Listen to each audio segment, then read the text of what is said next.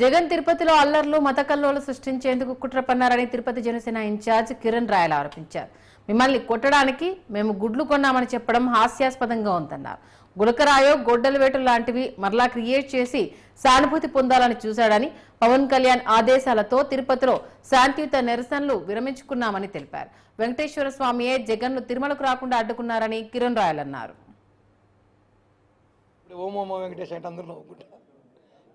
సాంప్రదాయం అనాలి తిరుపతిలో అన్నా పుట్టాక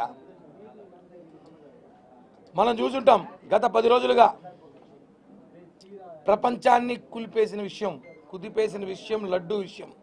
కల్తీ నెయ్యితో తిరుమలలో అపచారం చేశారంటూ బయటపడడంతో ఒక్కసారిగా దేశం ప్రపంచంలో ఉన్న హిందువులందరూ కూడా ఉలిక్కిపడ్డారు.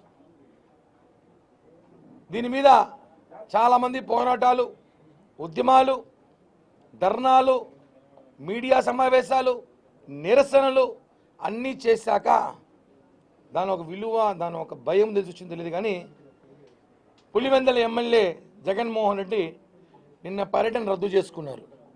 అందరూ ఏమనుకుంటున్నారంటే జగన్మోహన్ రెడ్డి రద్దు చేసుకున్నాడు ఎందుకు అనుకుంటే రకరకాల కారణాలు చెప్పాడు. ఆయనకి నోటీసులు ఇచ్చారంట. ఇంత నోటీస్ అది. అలాంటి నోటీసులు మా జనసేన వాళ్ళకి కొన్ని 100 నోటీసులు ఇచ్చినారు. గత ప్రభుత్వంలో 100 నోటీసులు ఇచ్చారు కూర్చొని అందరికీ.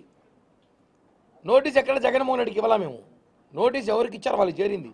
అదేం చిన్న నోటీసు. ఆ నోటీసు వల్ల రాలేకపోయానని చెప్పి కబుర్లు చెప్తున్నాడు. అది అబద్ధం. తిరుపతిలో అల్లర్లు సృష్టించాలని, మత కల్లోలం తీసుకురావాలని ఏదైతే తూనీలో గత ప్రభుత్వంలో తూనీలో ఎప్పుడైతే కులాల మధ్య చిచ్చు పెట్టాలని ప్రయత్నించారో, తర్వాత మొన్న ప్రభుత్వంలో ఏదైతే కోనసీమలో కూడా కులాల మధ్య చిచ్చు పెట్టి అల్లరి సృష్టించారో, ఈసారి ఏకంగా మతాల మధ్య చిచ్చు పెట్టి